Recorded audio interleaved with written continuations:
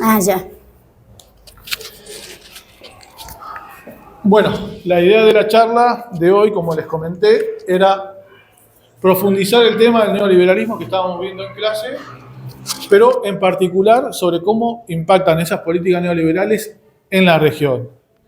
Eh, Así que para eso invité a varios compañeros, algunos no pudieron venir justamente porque se estaban organizando, entre otras cosas, para movilizar a Buenos Aires, por ejemplo, compañeros de Viales, había compañeros del INTA que tampoco podían venir. Pero bueno, tenemos tres compañeras que están en la lucha en estos momentos. Ella es Marisa, que es trabajadora de Soltex. Calculo que todos deben estar al tanto en estos momentos de lo que está atravesando Soltex. Es una fábrica histórica del parque industrial que según todas las entrevistas que yo hice, ella ahora va a poder hablar sobre el tema. Tiene varios años también ahí en la fábrica. La fábrica tiene más de 40 años, pero este es el peor momento aparentemente. Y miren que Trelew ha pasado por muy malos momentos en los últimos 30 o 40 años. Patricia, trabajadora de la salud del hospital de acá de Trelew, que también va a contar un poco cómo está afectando la falta de inversión por parte del Estado en salud. Y Noelia Silva, ella es militante del No a la Mina y milita también mucho organismos de derechos humanos. Entonces, la idea es que comente un poco primero la cuestión de la megaminería y cómo, ¿qué tal? Cuáles son los planes de la megaminería, pero también cómo vienen acompañadas todas estas políticas promineras con la criminalización de la protesta social. Ella, tengo ganas de hacer un montón de chistes porque está en casi todas, está criminalizada, ya nos tomamos un poco con humor, aunque es grave, nos lo tomamos ya un poco con humor, pero bueno, ella ha estado en muchas causas, lamentablemente, siempre por acompañar, digamos, o por defender el agua. Un detalle no menor en todo esto es que en la criminalización de la protesta social acá, si bien no es una cuestión de género la criminalización de la protesta social, lo concreto es que hay muchas mujeres criminalizadas por defender el agua. Así que bueno, acá el panel es todo femenino, por otra parte. Va a empezar Marisa, después va a seguir Patricia y va a continuar Noelia. Después la idea es que ustedes, una vez que terminen cada una de las exposiciones, abrimos para que ustedes puedan hacer las preguntas que consideren. Bueno, contá cómo está. Bueno, mi nombre es Marisa Medina, trabajo en Fábrica Textil Solte hace 41 años. La fábrica tiene más de 50 años acá en Trelew. Como dice él, hemos pasado por muchas cosas. Hoy por hoy, hace un año estamos en negro.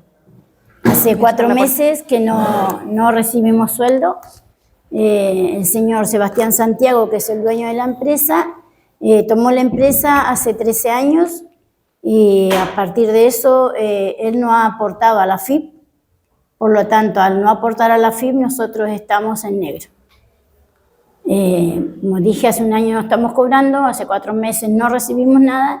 Él por semana nos está dando 35.000 pesos, que no es plata, porque con 35.000 pesos, si bien compramos algo, pero tenemos que pagar la luz, el gas, tenemos que pagar, o sea, como el teléfono ya no es un lujo, el teléfono es una necesidad. Porque si tenemos nuestros hijos o tenemos una persona enferma, necesitamos comunicarnos y bueno, también es un gasto. La fábrica es una fábrica textil, hacemos telas de cortina, hacemos lona. Para el tema de la pandemia hicimos sábanas para el hospital y bueno. Nosotros hoy estamos haciendo eventos para poder solventar nuestros gastos. Hicimos un evento en la fábrica donde fue mucha gente, tuvimos mucha cooperación. Hicimos un evento en el gimnasio número 3 donde también cooperó mucho Gardoro, la Marina, nuestras familias. Y este domingo tenemos un evento que es un mate bingo en el Salón de la OT, donde también, bueno, tenemos donaciones, todo lo hacemos por donaciones, porque en realidad no tenemos plata. Y de alguna manera necesitamos de la ayuda de todos, y es triste saberlo, que diste tantos años a la fábrica, que muchos años, más de 20 años, trabajé 12 horas, de domingo a domingo, y nada, acá estoy para lo que ustedes quieran preguntar, para lo que quieran saber, la lucha de nosotros es esta, queremos que la fábrica continúe y no sabemos qué más hacer. No queremos llegar al tema de tomar la fábrica porque ya sería algo muy grosso, muy triste. Pero bueno, acá estamos, lo que quieran. Por ahí sería bueno ver si podrías explicar muy brevemente, ¿no? ¿Cómo afectan las políticas nacionales en el ámbito textil? Bueno, el tema de la política, él hace 13 años que está con este tema y no es que este gobierno simplemente lo jodió. Él, todos los gobiernos, él lo fue bicicleteando, por así decir, porque nosotros creemos que ahora la AFIP, al pasar al ARCA, ahí se dieron cuenta que hay algo escondido, por así decirlo. Entonces, ahí recién se abrió la polémica de que él 13 años que no aportaba. Mientras tanto, nosotros no sabíamos nada. Así que el tema de la política ahora, obvio, está mucho más fuerte porque, bueno, Milei está poniendo muchas reglas, muchas cosas negativas en contra de la industria y va a haber que pelearla mucho. ¿Y eso en qué lo afecta en concreto en el funcionamiento? A nosotros nos afecta mucho porque no tenemos venta de tela.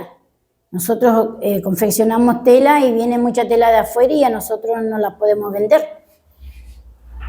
No puede competir en mercado. Claro, no se puede competir porque por más que la tela de afuera sea mala calidad, nosotros hacemos muy buena tela, muy buena calidad. Con así decirle que cuando Mirta Legrand hace sus programas, antes por lo menos decía que las cortinas eran de Volnisa y nosotros hacemos Volnisa. ¿Cuántas familias son? 42 familias. 42 familias. Y usted decía decir que hace ya tanto tiempo que no hacía los aportes, señor.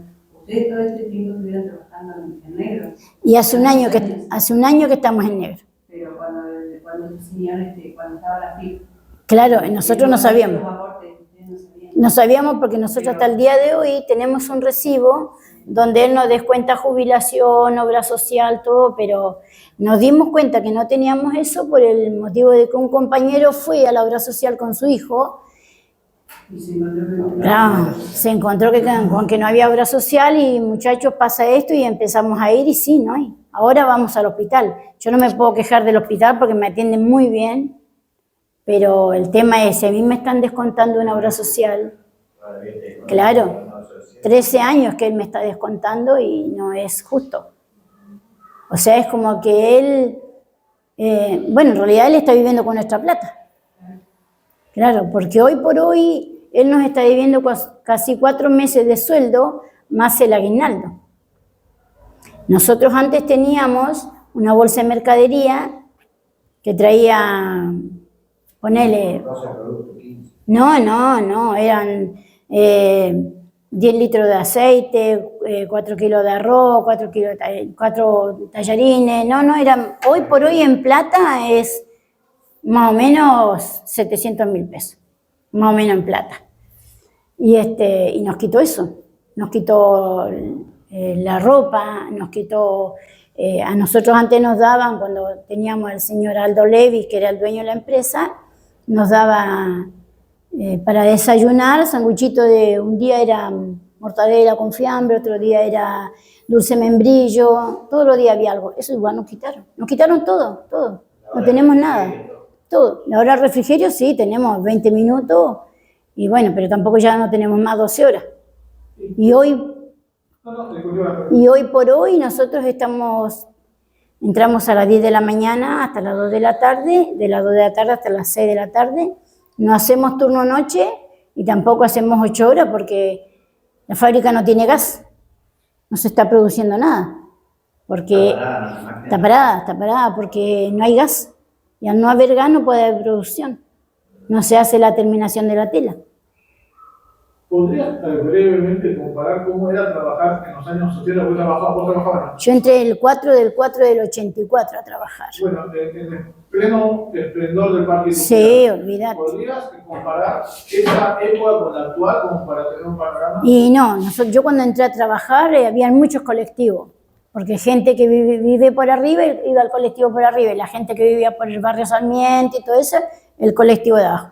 iba gente en los peldaños del colectivo, porque iban los colectivos llenos. Hoy no, hoy hay un solo colectivo. O sea, el colectivo agarra a la gente de arriba, agarra a la gente de abajo y hay veces que hay días, semanas que sobran asientos. Porque ya no, bueno, en realidad hay 2 fábricas textiles. Está Tendlar y estamos nosotros, Soltex. Claro, y ahora estamos luchando nosotros para no quedar afuera. O sea, para no quedarnos... Sí, se trabajaba mucho antes cuando yo entré a trabajar. Yo tenía la oportunidad de o entrar a Surturismo o entrar a Soltex. Yo tenía 17 años. Y bueno, yo digo, lindo Surturismo, un traje elegante, minifalda, todo lo que vos quisieras, pero sacando cuentas me convenía la fábrica. En esos años era el boom. Sí, es que habían muchas fábricas.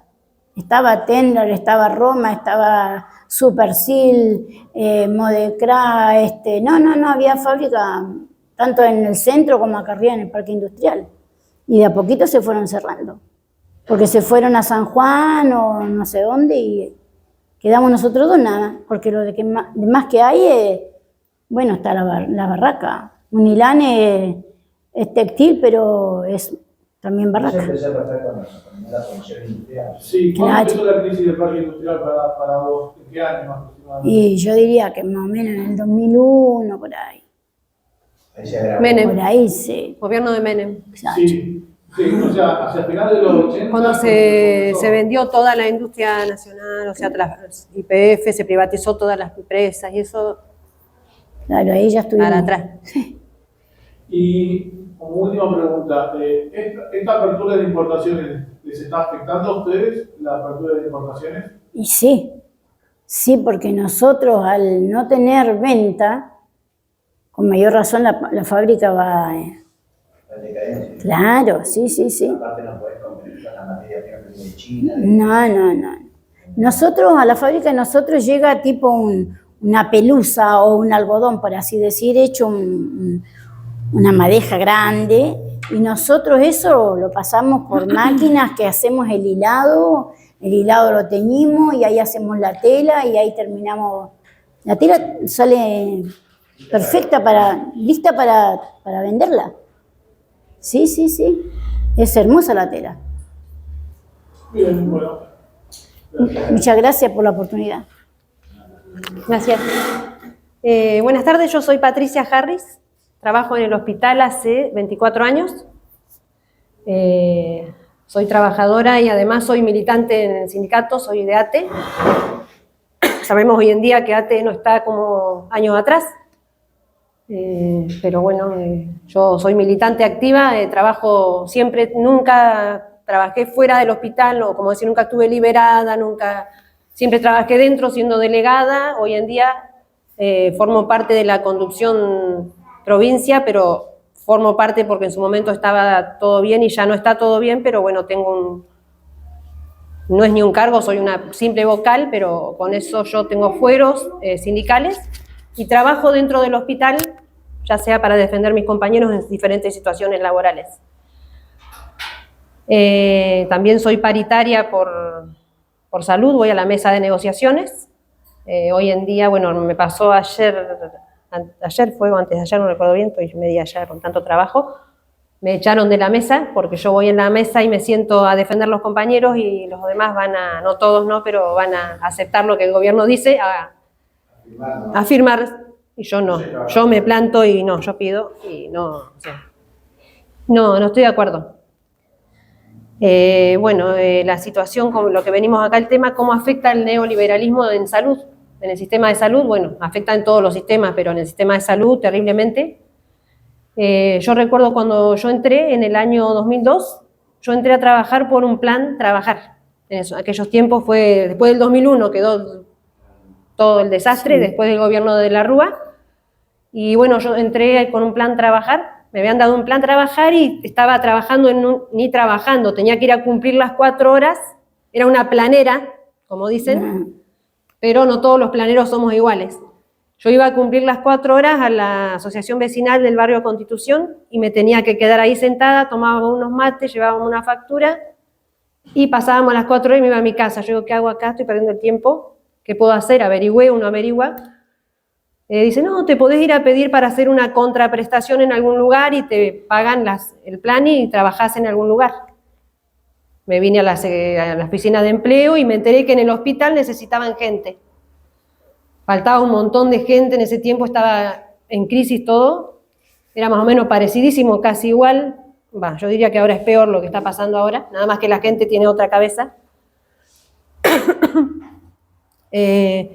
Voy ahí a la oficina de empleo y me presento, digo, yo tengo el secundario completo porque justo escucho una señora que estaba pidiendo gente para el hospital y le digo, yo tengo el secundario completo, ¿puedo trabajar en el hospital? Sí, dice, bueno, me acuerdo que la corrí a la señora, salió de ahí, la corrí, cuento esta situación porque, linda, la corrí a la señora y le digo, ¿yo puedo trabajar en el hospital? Y dice, sí, si tenés el secundario, dice, presentate, haz tus papeles ahí, voy a unos papeles y el lunes siguiente arranco a trabajar en el hospital por un plan cobrando 150.000 pesos que eran antes.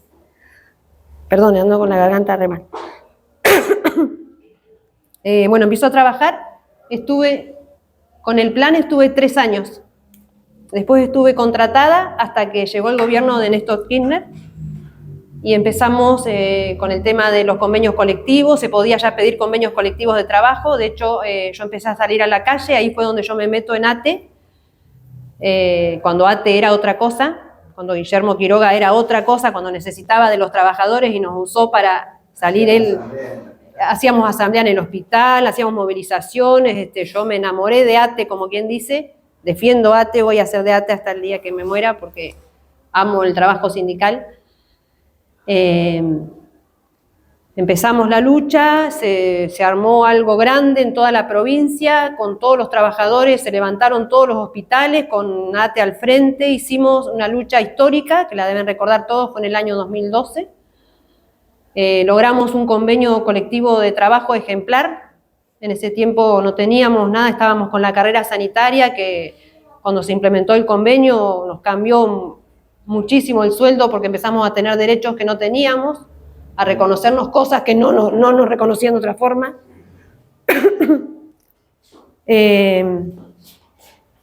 Bueno, así que en ese tiempo fue bárbaro porque... Gracias, muchas gracias. No hay problema. Bueno, y así empecé mi historia en ATE y en mi trabajo. Año a año, gobierno tras gobierno, fueron cambiando las cosas. Hoy en día, para llegar al momento en que estamos hoy, cuando empezó este gobierno, pasamos de ser un ministerio de salud como éramos, como deberíamos ser, un ministerio de salud. Somos una simple secretaría, donde la secretaria de salud no corta ni pincha, como quien dice, tiene que pedir permiso y por favor para hacer algo por salud, porque no tiene autoridad para nada, depende de la decisión pura y exclusivamente del gobernador. De hecho, estamos sin paritarias salariales, o sea, hemos tenido reuniones que otras así, pero ni siquiera le llaman salarial porque no se animan a decir salarial porque nos tienen que meter plata al básico y no nos están dando nada. Están modificando cositas en el convenio así para decir algo y no hay nada. Llevamos tiempazos sin aumento como debe ser al básico, como teníamos antes.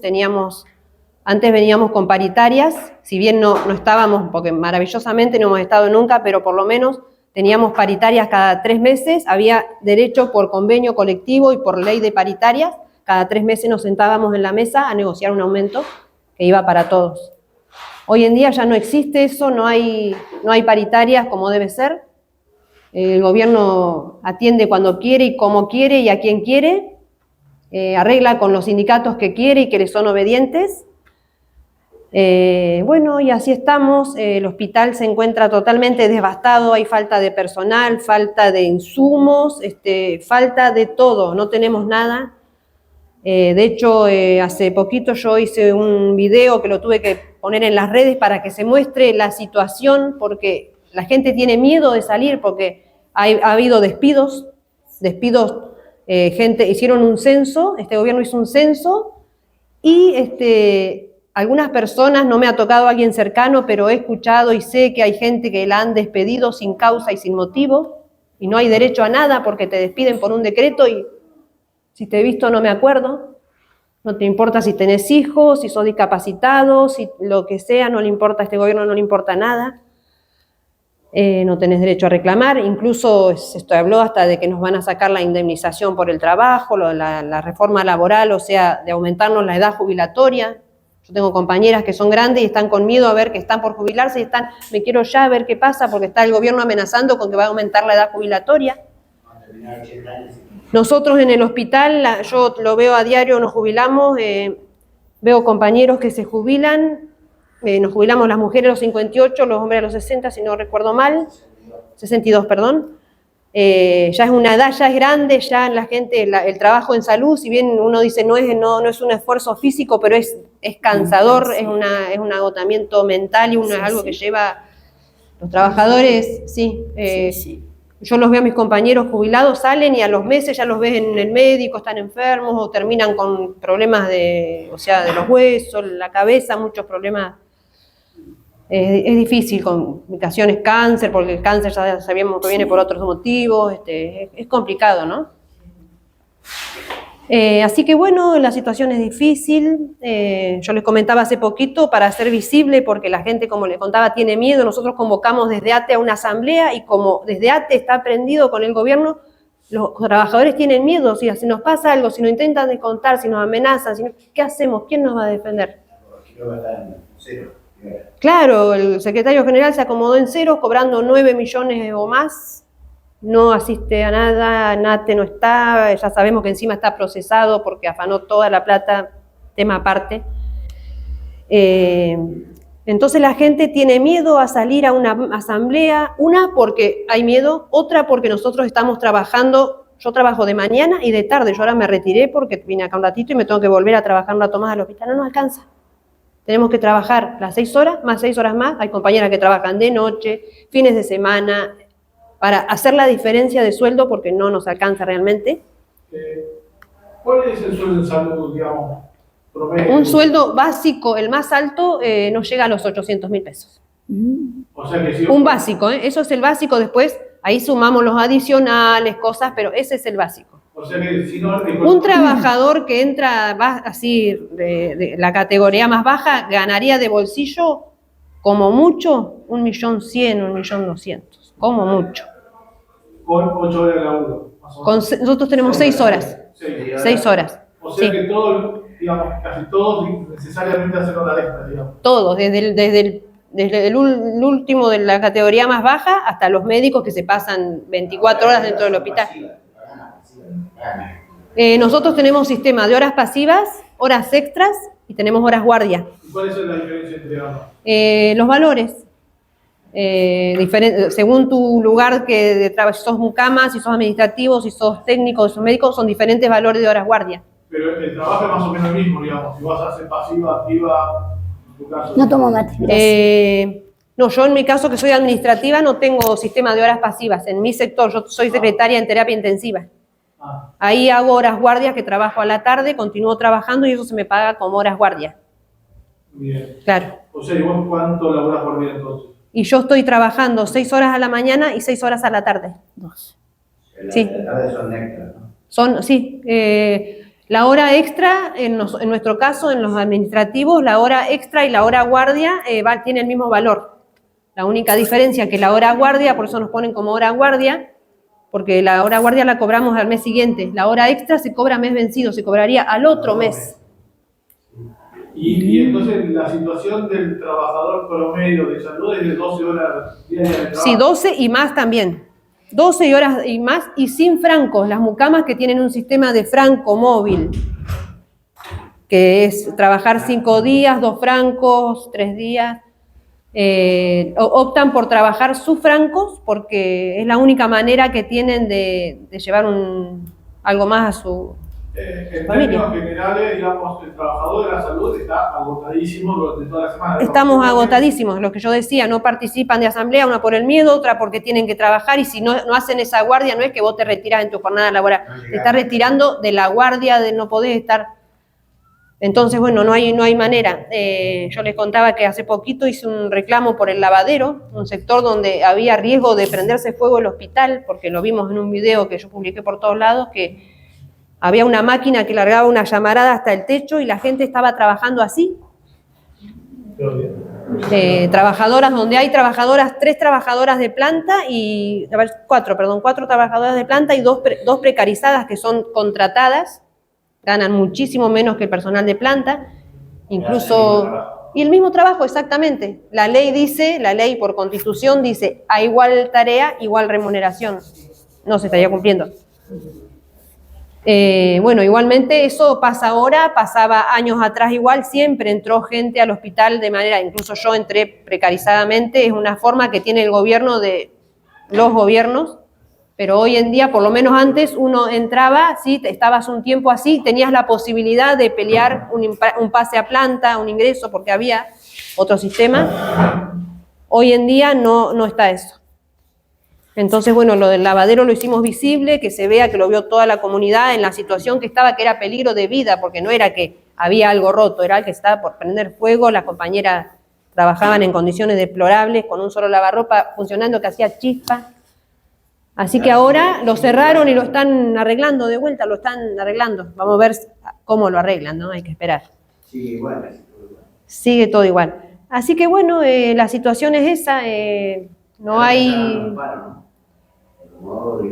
Y ahora, como el gobierno estamos en negociaciones, eso como yo les contaba, negociaciones que ni siquiera le ponen el nombre de salarial porque no piensan dar nada, como nos quieren ofrecer algo y los sindicatos dicen no porque es poco, pero ya saben que van a decir no es poco y que el gobierno va a decir bueno, se lo damos igual por decreto si no lo quieren. Y entonces no firman. Esta vez no van a firmar, el gobierno lo da por decreto y ellos no quedan tan mal con la gente porque la gente, imagínate, se enoja. Entonces ahora empezaron a hacer asambleitas, cositas así para decir, están haciendo algo. Claro, exacto. El 5% en 3 cuotas, ese es el aumento que nos ofrece el gobierno a nosotros. ¿En plata cuánto es? En plata, yo sacaba la cuenta, eso que habían ofrecido nos llegaba en 3 meses, en mi categoría, a los 30.000 pesos. Una vergüenza. Yo tengo 32 años de servicio. Por eso te hablo con funcionario económico. ¿Sí? Sí. Yo soy chofer de... y conozco. Estamos en todo lado igual, los maestros están igual, bueno, en todos los lugares. Yo hablo por salud, no puedo hablar de otros lugares, conozco porque uno escucha, lo ve, me informo, ¿no? Pero en todos los sectores hay falencia de todo tipo.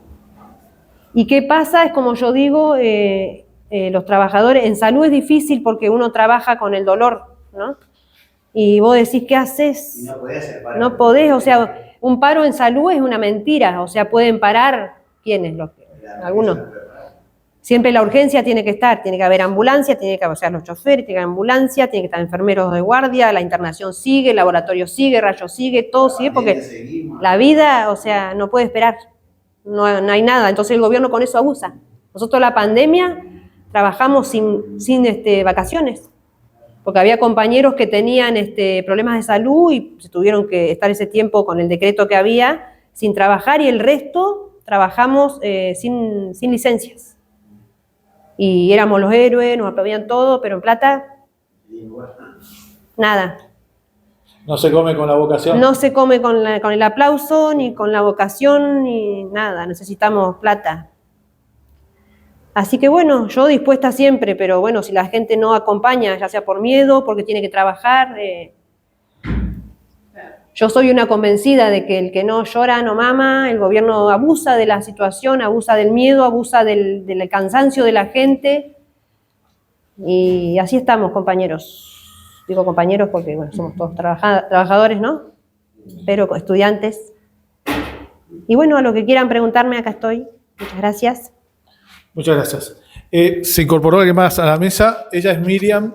Está dentro del movimiento de quienes acompañan a sus hijos al Garrahan. Tiene a un hijo en el Garrahan. Y bueno, la idea es que Charlie nos informe un poco de cómo les está afectando la situación del Garrahan, porque, bueno, sabemos que es uno de los hospitales más importantes del país y atiende a chicos, obviamente, de todas las provincias. Así que me parece que es un testimonio importante para que veamos cómo estas políticas neoliberales también afectan a lugares, digamos, muy sensibles de la sociedad. Muchas gracias. Buenas tardes, mi nombre es Miriam, soy mamá de Ian. Él es paciente del Garrahan hace 10 años. En agradecimiento al Garrahan, me siento como familia nos tenemos que comprometer a defender el hospital que salva vida, que da calidad de vida y es único en todo el país. Mi hijo nació en el 2015 con una cardiopatía congénita grave, donde acá él nació en el materno, donde sabían que algo no estaba funcionando bien y tenía que ser derivado. Nos dijeron, tu bebé tiene una cardiopatía congénita, si no se deriva a un hospital de alta complejidad, tu bebé muere. Y ahí empezó las corridas. Nos derivan al Garrahan. Eran 3 hospitales que podían ser en Neuquén, en Córdoba o Buenos Aires en el Garrahan. Conseguimos cama en el Garrahan y lo esperaron. Llegó en un estado que bastante cansado, agotado de su corazón y demás, y aún así le salvaron la vida. Le vieron esperanza de vida y hoy está con nosotros. Estuvimos 3 meses y medio internado y entre esos 3 meses es toda una vida que para nosotros es como una vida que pasamos ahí dentro del hospital, donde te brindan todo, desde limpieza, enfermería, la gente de administración y obviamente que los profesionales que están con nuestros hijos. Al ser de acá del interior, no tenía obra social, pero me podía quedar en una casa que tienen adentro del hospital, que quedaba cerquita de la UCI, de la terapia intensiva.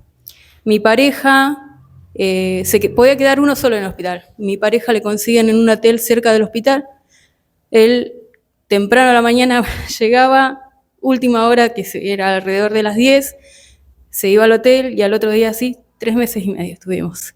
Entre eso de avance y retroceso en la recuperación de Ian. 12 horas tenía cuando lo operaron a corazón abierto. De todo eso le queda secuela en el cual hoy seguimos dependiendo del hospital del Garrahan. ¿Por qué? Porque acá lamentablemente hay mucha falencia en lo que es en pediatría, en situaciones complejas de salud. Hace poco, además de todo ese combo que se trajo, ¿no?, de las secuelas por la cirugía del corazón, le diagnosticaron artritis juvenil, se le sumó algo más. Donde acá hay solamente de adultos, y el médico adulto no te puede diagnosticar a un niño porque es muy complejo, tiene que ser muy especializado, y donde tuvimos que ir a Buenos Aires. Entonces es necesario que cada provincia, cada situación, apoyen a todos los profesionales, porque no solamente salvan vida y no solamente le salvaron la vida a mi hijo, hay otras complicaciones donde se sigue estudiando eso y se siguen capacitando, porque no quedan con eso, porque a futuro va a llegar otro nene con la misma condición o no, y ya van a estar más preparados, están más preparados. Es otra cosa el Garrahan. Nosotros como agradecimiento desde acá nos unimos varias madres, hay algunas que ahora están en el hospital, estamos en red con muchas mamás de todo el país. Disculpen que me pongo nerviosa, pero sí, gracias. Pero bueno, también además los mismos médicos que por ahí tratan acá a nuestros hijos se siguen formando en el Garrahan. Eso también, los profesionales se siguen formando para ir a las provincias y seguir cuidando a nuestros hijos. Es necesario y es urgente que se unan todos y apoyemos al Garrahan, un lugar prestigioso de todo el país y de Latinoamérica. Ahí adentro encontrás contención en el momento más delgado de la vida, que es la vida o la muerte. Y yo cuento mi situación, por ahí a muchos les parecerá muy fuerte, Pero así como esta historia, hay muchas historias y ninguna es menos que la otra, porque no se pueden dar una idea de las complejidades que trabaja ese hospital. Tratan mucho también el tema de las enfermedades poco frecuentes. Justamente en el grupo hay una mamá, una abuela, que está acompañando a su nieta, donde tiene que viajar cada 4 meses, cada 6, porque es en el único lugar del país donde le pueden seguir el tratamiento. Lamentablemente, el vaciamiento del hospital, estamos viendo cómo médicos lloran por sus compañeros. Muchas renuncian y otros lo despiden. El que renuncia sabemos que no lo quiere hacer, pero digamos la verdad, la remuneración que le están dando de qué manera lo están tratando no es el indicado. Escuchaba recién también que muchas veces no pueden hacer paro porque aún ayer estando en paro salvaron la vida a unos siameses. Sí, sigue salvando vidas, pero también, tanto como los que se sumaron al paro, también tenemos que estar las familias apoyando a la salud pública, porque es para todos y de todos. ¿Querés que te traiga la colchoneta para que la cuente? ¿Segura?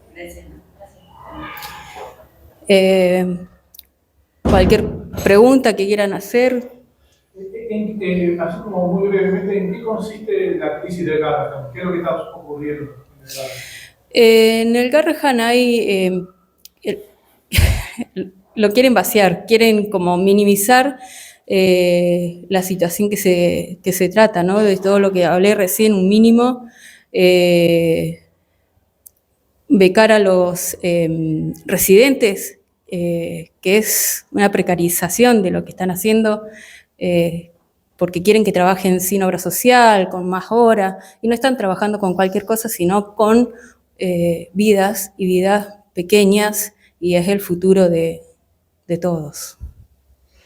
¿Y acá cómo se están organizando para apoyar a Garrahan? Bueno, hace poco nos sumamos a la marcha que fue el 17 de julio y nos sumamos a la plaza, donde se sumaron jubilados, trabajadores de Soltec, creo que también había.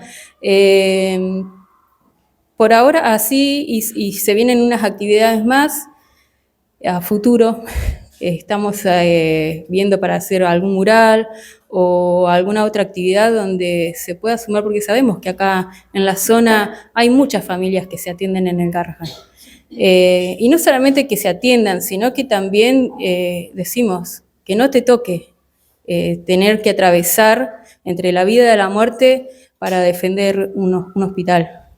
Hay que defender, defender lo que es de todo, porque el día de mañana te puede pasar, nadie está excepto. Y eso también, el tema de las medicaciones también. Hoy en el grupo pusieron un anticonvulsivo, de que le sobraba a una mamá a quien le hacía falta, y no pasó ni 2 segundos que enseguida encontraron a quién dárselo. Porque también eso, están vaciando lo que es la entrega de medicamentos, y medicamentos que son muy importantes para la vida de nuestros hijos. ¿Estos medicamentos antes se entregaban? Eran los planes remediar que exactamente. El plan medicamentos que eran específicos para ciertas patologías que no podían faltar. El paciente no podía quedarse sin... Claro, el tema de la leche esta, que voy a decir la marca, Ensure, también es muy prestigiosa para lo que es en la vida. Mi hijo no es oncológico, pero sé que los pacientes oncológicos lo toman por el tema de la alimentación, que por ahí no le sienten el gusto, entonces eso es un refuerzo muy importante para ellos, tomar esa leche. Y en el hospital se lo estaban dando, pero ahora no. Entonces hay chicos que lo necesitan como alimento 4 por día, y no es una leche que sale, es cara. Mi nene lo necesitó porque estuvo un tiempo de bajo peso y sé lo que cuesta, pero bueno, eso antes se hacían cargo. Ahora todo eso es vaciamiento de lo que está viviendo hoy el hospital, aparte de esto de recurso humano que se está yendo. Buenísimo, muchas gracias. Muchas gracias. A ustedes. Bueno, arranco. Calculo que acá todas las personas están al tanto de lo que es la megaminería, por qué se denomina así, que es la minería a gran escala. Por eso se llama megaminería. Lo aclaro porque el gobierno, no todos, hasta para atrás, han negado la existencia de la megaminería, diciendo que lo que existe es minería. De hecho, el gobernador estuvo anunciando que esta provincia es una provincia minera, lo cual es una falacia. Sí, es una provincia donde se extrae petróleo y donde han habido pequeñas minas. De hecho, se explotó el uranio en algún momento en esta provincia, que fue en la década de los 70, que tampoco es un dato casual que se hayan localizado estas industrias en distintas partes del territorio nacional en ese contexto político y económico. Y tiene que ver con esto que hablaba, que les trae Iván, de la cuestión del fascismo, del neofascismo. Viene con un conjunto de medidas que no solamente son culturales, como la estamos viendo, ahora se habla de la batalla cultural, medio que se blanquea esa situación, pero también es el plan económico y la manera de imponerlo. Nosotros nos oponemos a la megaminería por motivos muy específicos y que son básicos para el desarrollo de la vida humana, que tiene que ver con la contaminación ambiental que generan, la escasez de agua, sobre todo en esta provincia, donde tenemos una crisis hídrica que viene sucediendo hace más de 7 años, como mínimo, se ha agravado este año. Durante marzo, más o menos, yo estuve en la cordillera cuando fuimos a acompañar por los incendios en la comarca, que también están relacionados con esta actividad, con la actividad minera, ahora les explico por qué. Y lo que llamaba mucho la atención es que no había picos nevados. Yo vi un solo pico nevado en las montañas, en todo el recorrido que hicimos. Estuvimos en Trevelin, en Esquel, en Lago Puelo, en Epuyén, y no hay nieve. Ahora hay olas de calor también, entonces esto ya nos está mostrando el dique. Hace poco salieron las noticias con el bajo, escaso nivel de agua que hay.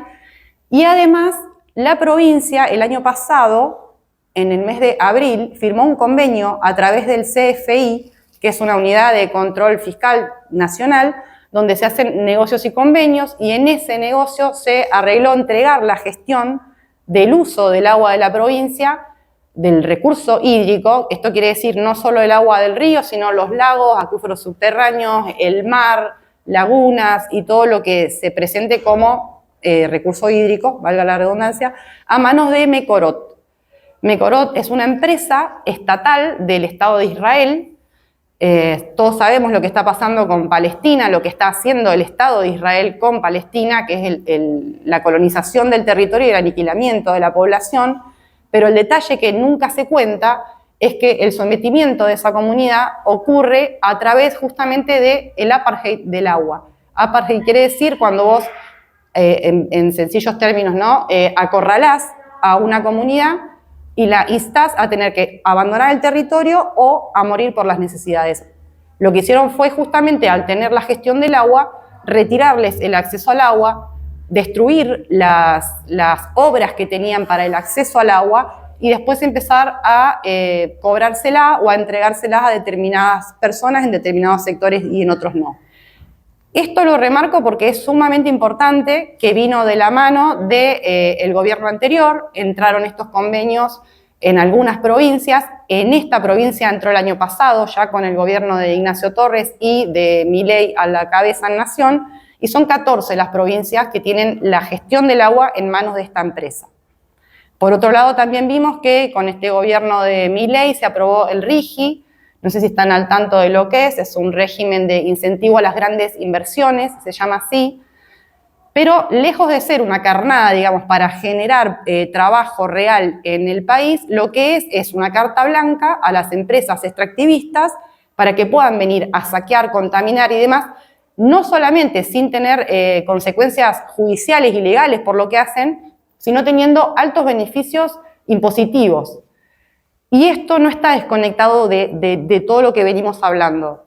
¿Por qué digo esto? Porque, por ejemplo, hoy estamos viendo el desfinanciamiento del Hospital Garrahan, mientras estamos viendo, por otro lado, que el mismo gobierno que dice que no hay plata le quita las retenciones a las empresas mineras para que vengan a extraer y a reventar los territorios. Territorios que, al ser reventados, generan enfermedades graves sobre todo en nosotras, en las mujeres, las personas que tenemos el aparato reproductor, los que gestamos vida, y en nuestros bebés.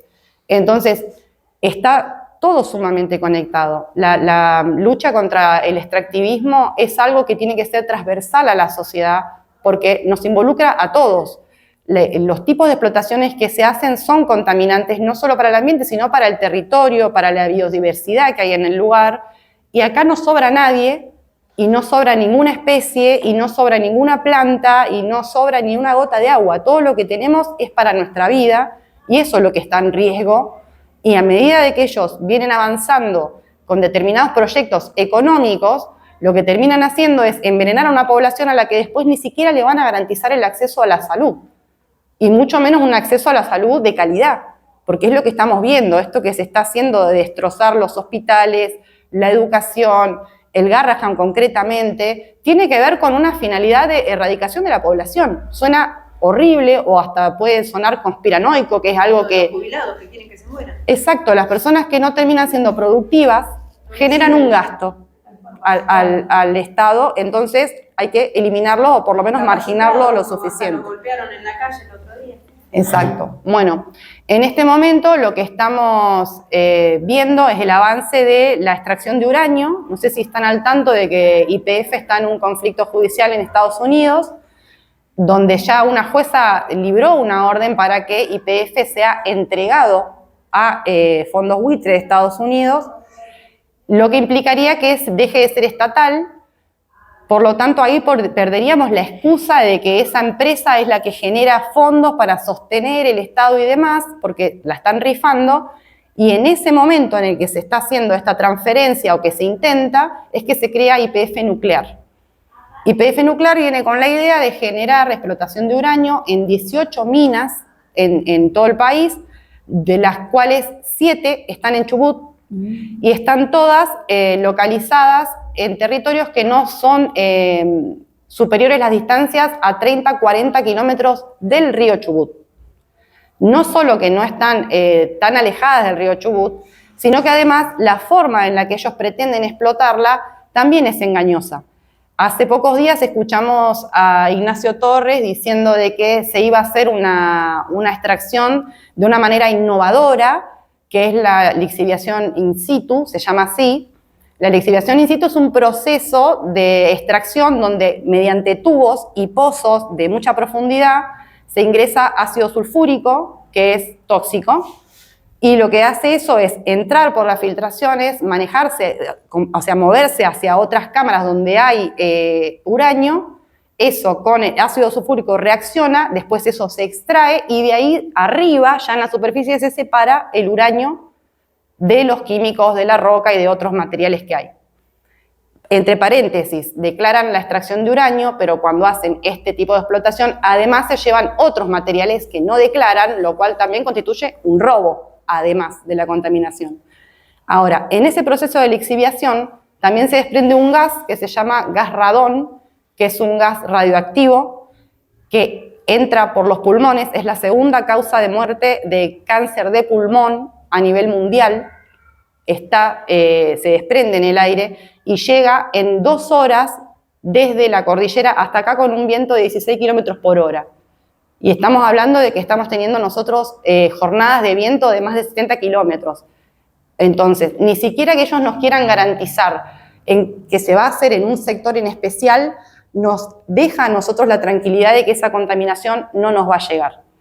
La zonificación es algo que se puede hacer en un mapa. Es como marcar los límites entre una provincia. Es algo que lo podés hacer en un dibujo, pero en la vida real, en el territorio real, eso no existe. No hay manera de que no nos llegue la contaminación. Más allá, además, de las filtraciones que hay a las napas subterráneas, nosotros tenemos varios acuíferos. El acuífero Sacanana es uno de los más resonantes, los que más conocemos, y han intentado también a través de los medios, que es una parte fundamental también para imponer este tipo de extractivismo, la utilización de los medios y los discursos que confunden.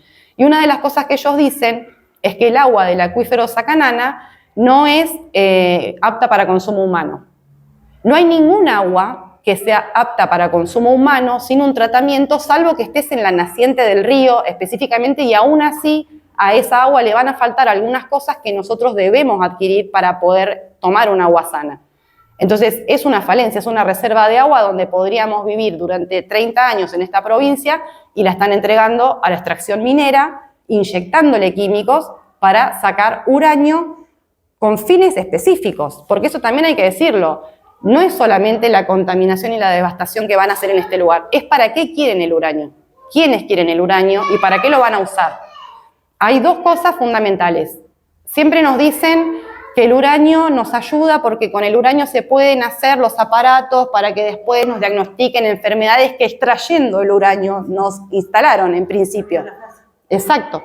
Pero la realidad no es esa, es un porcentaje muy ínfimo el que se utiliza para esas tecnologías. La mayor cantidad de producción de uranio se utiliza para la energía de, por ejemplo, la inteligencia artificial, que es algo que ahora está muy en auge, que puede ser muy divertido, pero es muy dañino también, sobre todo por cómo lo están utilizando en contra nuestra y lo que eso nos va a implicar a futuro, pero es usar el uranio para eso y para armas nucleares. Lo dijo el propio presidente de la Nación, cuando le preguntó Alejandro Fantino para qué querían el uranio. Él fue muy claro y dijo: nosotros no jugamos en esa liga, los que quieren el uranio es Estados Unidos e Israel, que son justamente las dos potencias que en este momento están aniquilando otros pueblos con la excusa del desarme nuclear.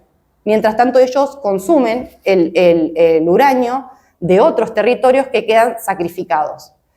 Y todo esto, que ya de por sí es extremadamente trágico, entra de maneras muy violentas a los territorios. Lo primero que ocurre es, primero la mentira mediática al instalar un discurso que confunde, apelando a la ignorancia de la gente o tratando de ignorante directamente a las personas que nos oponemos, diciendo que somos fundamentalistas y demás. Tenemos fundamentos de sobra y hay registros que son accesibles para cualquier persona que tenga un celular y sepa buscar, porque ahora también está complicado buscar cosas en Google, por ejemplo, sobre las verdaderas cuestiones y las consecuencias que trae este tipo de extracción. Pero más allá de eso, una de las cosas que suceden es, por ejemplo, la devastación y el desterramiento de territorios y comunidades originarias en un montón de lugares. Y ahí viene la criminalización. Cuando nosotros vemos que la cordillera arde en supuestos incendios intencionales que nunca se descubre quiénes son los que los incendian, pero sí sabemos quiénes se quedan con esas tierras y sí sabemos a quiénes señalan como responsables de esa tierra, eso también es parte de la criminalización. Porque basta con mandar un discurso lo suficientemente racista y dañino contra un grupo social para que se justifique la violencia. Y eso no es algo que está desconectado. La criminalización de la protesta o la criminalización de los pueblos originarios no tiene que ver solamente con si la persona estuvo tirando piedras y la policía se excedió, o si hay un fiscal que trabaja mal, o si hay un Estado que manda a esos fiscales a operar. Acá lo que sucede es que hay un aval de la sociedad. Y el aval de la sociedad se logra justamente con esos engaños y con esta batalla cultural, donde terminamos justificando, por ejemplo, que todos los miércoles revienten gente en Buenos Aires a golpes, a tiros o con gases, y digamos, no, pero no son jubilados. O sea, el resto sí. A los jubilados no, pero a los otros sí. Entonces, cuando empezamos a ver estas tendencias en las comunidades donde se justifica, donde seguimos diciendo que los mapuches son terroristas, sin entender qué es lo que promueve, cuál es la cosmovisión de los pueblos originarios, que nada tiene que ver con lo que ellos proponen. Los pueblos originarios lo que dicen es muy sencillo, y es por eso que los territorios donde viven permanecen todavía sanos, es el cuidado de la tierra, el entender que la tierra es parte de uno y no propiedad de uno, el entender de que es el alimento, es el agua, es la vida y hay que cuidarlo y ser recíproco con el ambiente. Y esto implica abrazarlo, defenderlo, cuidarlo, no sacar más de lo que se necesita. Todo eso es lo que promueve el pueblo mapuche, como otros pueblos, como ya sea el Selknam, el Yagán, la gente en el norte también, donde están las minas en San Juan, en La Rioja, en Salta. Hay en todos lados conflictos con las comunidades. Hoy tenemos, por ejemplo, a Facundo Yones Wala, en la unidad 6 de Rawson, está privado de la libertad sin una condena, supuestamente está siendo investigado por algo que dijo y que escribió. Entonces, como está sospechado de terrorismo por haberse estado en oposición a justamente estos proyectos extractivistas, hoy está señalado como terrorista y mucho porcentaje de la sociedad, sobre todo la gente que es externa a esta provincia o a la zona donde viven, apoya ese maltrato. Entonces, es importante que entendamos qué responsabilidad nos cabe también como sociedad a la hora de entender qué es la criminalización y qué personas están criminalizadas y por qué pensamos que es correcto que se criminalice a algunas personas y a otras no. Como decía Iván, yo tengo ya por la 4ª causa pasé, en este momento me queda una sola, en la justicia federal, también fui detenida en 2019, golpeada, torturada en la comisaría de Rawson. Estuve más de 4 años traccionando un juicio para poder sentar a 4 por lo menos de esos policías que nos dejaron en el 2023. Logramos el juicio, perdimos, grotescamente perdimos por varios factores, entre la decisión previamente tomada ya del Poder Judicial de defender y de exonerar totalmente la brutalidad policial y traiciones y otras cosas que van pasando en el medio cuando hay intereses políticos atrás de las acciones, bueno, terminamos perdiendo y estas personas quedaron impunes, siguen portando un arma y pueden seguir amedrentando y torturando gente. Durante ese tiempo que yo estuve llevando ese proceso adelante junto con otros compañeros, también tuve persecución en mi casa. Durante la pandemia tuve patrulleros afuera de mi casa durante 2 años. No me dejaban laburar. Yo hago peluquería, también hago fletes, comida para vender, porque la militancia también hace que te rajen de los trabajos. Me echaron de la cooperativa, entonces me gano la vida como puedo. Y eso también te lo dificultan. Esa es la persecución. Es que durante pandemia, por ejemplo, que podías salir el día de tu documento, que no podía entrar gente a tu casa, que yo no era una cuestión de empleado esencial, era muy vigilada, entonces también te arrojan a pasar hambre. Teniendo policías controlando durante 2 años hasta que me paré un día de la memoria en una plaza con un megáfono denunciando que no se habían terminado las prácticas de la dictadura. Recién ahí logré sacármelos de encima, por lo menos de la puerta de mi casa, porque me seguían hasta la panadería. Nosotros ya nos habíamos acostumbrado con nuestras hijas a que donde saliéramos íbamos a tener un patrullero o una moto o un milico atrás, seguro. No voy a entrar en el debate si la policía es buena y es mala, porque tengo una postura muy definida sobre lo que representan las fuerzas represivas en los pueblos y cuál es la finalidad, y sé perfectamente que no es la de cuidarnos, sino la de cuidar intereses muy específicos que de vuelta son estos, los negocios de la política, los negocios de los empresarios, y nosotros somos una molestia. Entonces estamos siendo ahora personas que somos militantes también perseguidas, igual que los pueblos originarios. En definitiva, esto lo podríamos hablar por horas, falta un montón de información, pero quiero dejarles en claro qué responsabilidad nos compete como comunidad a la hora de reclamar o no por algo esencial como es el agua. Nadie puede prescindir del agua, absolutamente nadie, entonces la tenemos que defender. Por otro lado, es salud. La salud es fundamental, sobre todo cuando el plan del proyecto económico del gobierno es envenenarnos, entonces tenemos que defender la salud. La educación, para que no sea tan fácil venir a manipularnos con discursos que no sepamos desarmar, con fundamentos que no tengamos o que no sepamos investigar. Por eso es importante también defender la salud y unir los reclamos. Entender que todas las personas vivimos de lo mismo, que es esta tierra, es este territorio, y pretendemos tener un futuro digno para nuestros hijos. Entonces, por eso es que nos manifestamos en contra. Yo creo que eso engloba absolutamente todas las tiranías que maneja el neofascismo a la hora de entender a una población como algo totalmente descartable, sacrificable y prescindible, salvo que sea mano de obra barata, que también se están encargando de eso y que vienen a instalar esto con la promesa de trabajo. Yo entiendo que hay mucha necesidad, yo misma paso necesidad, varias de nosotras la pasamos y seguimos en la calle, pero aceptar un trabajo que puede llegar a darte 10, 15 años exagerando un puesto laboral donde las garantías y tus derechos no van a estar, porque ya se están encargando de eso también, a cambio de la intoxicación de un pueblo entero, es algo inaceptable. Es ahí donde nos tenemos que parar. Un puesto de trabajo no puede equivaler a 200.000 vidas. No hay precio que lo valga. Es eso. Por eso estamos en contra. Gracias.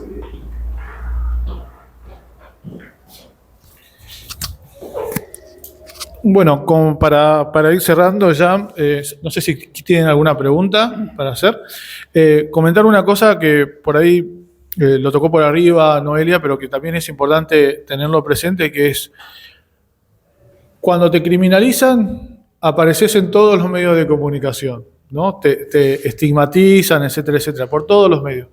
Ahora, cuando vos vas ganando de esas causas, porque ella tuvo 4, y te van absolviendo, sobreseyendo de esa causa, no apareces en ningún medio de comunicación. Esos mismos medios de comunicación que informaron, entre comillas, que vos estabas criminalizada, cuando te sobreseen o te absuelven, no informan al resto de la comunidad que a vos te absolvieron. Entonces, ¿vos cómo quedaste? Ella, para una persona común y corriente, que la vio en una primera instancia, es una delincuente. Sin embargo, está sobreseída y está absuelta en todas las causas que les iniciaron. Lo digo porque esto no es un detalle menor a la hora de tener una lectura política, porque esos medios de comunicación a la vez son portadores de la ideología de esto que estamos viendo nosotros, del neoliberalismo y demás.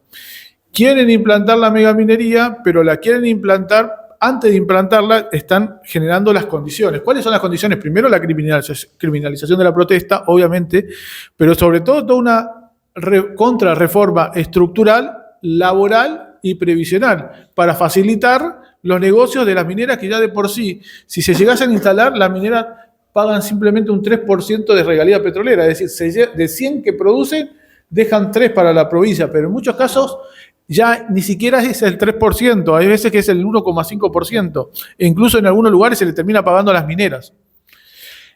A todos esos beneficios se agrega el hecho de que las condiciones laborales ahora van a ser más beneficiosas para las patronales, ¿se entiende? Y como si todo eso no fuese suficiente, al desfinanciar el sistema de salud y la educación, cada vez va a haber gente con más patología en un sistema de salud totalmente desmantelado. O sea, es todo un combo que uno, por ahí en una primera lectura quizás lo puede ver medio de manera conspiranoica, pero no, es una cuestión que tiene que ver con un combo que es una perspectiva de mundo que viene detrás de estas políticas neoliberales y que por otra parte no son originales. Es cuestión de leer y estudiar qué está pasando en Chile y qué está pasando en nuestros países. Bueno, nada, agradecerle a las 4 por esta charla que me parece que va a dejar mucho tela para cortar para los próximos encuentros en clase. Así que bueno, muchas gracias.